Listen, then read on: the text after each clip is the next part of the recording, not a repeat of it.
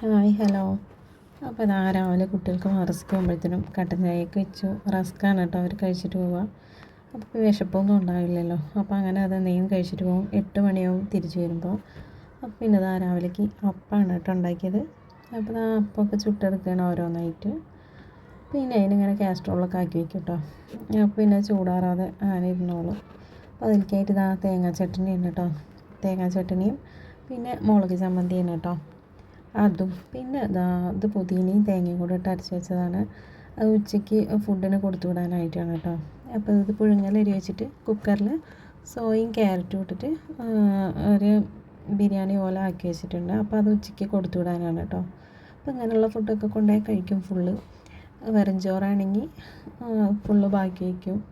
അങ്ങനത്തെയൊക്കെ ആക്കുമ്പോൾ അവർക്ക് ഭയങ്കര ഇഷ്ടമാണ്. എപ്പോഴെങ്കിലുമൊക്കെ അങ്ങനെ ചെയ്ത് കൊടുക്കും.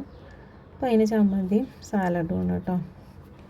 അപ്പോൾ ഇങ്ങനെയുള്ളതൊക്കെ ഇടയ്ക്ക് ചെയ്ത് കൊടുക്കുകയാണെങ്കിൽ അവർക്ക് സ്ഥിരം കൊണ്ടുപോകണമെന്ന് ഒരു മടുപ്പുണ്ടാവില്ല. അപ്പോൾ അങ്ങനെ സാലഡും ചമ്മന്തിയൊക്കെ ആയിട്ട് അങ്ങനെ അത് ചെയ്ത് കൊടുത്തു കേട്ടോ. അപ്പോൾ എല്ലാവർക്കും അതൊക്കെ ആക്കി വെച്ചു. പിന്നെ അങ്ങനെ അതെല്ലാം റെഡിയാക്കി അവർ വരുമ്പോഴത്തേനും അവരുടെ ഫുഡൊക്കെ ആക്കി വെച്ചു കേട്ടോ. പിന്നെ വന്നാൽ മറ്റുള്ള തിരക്കുകളായിരിക്കും.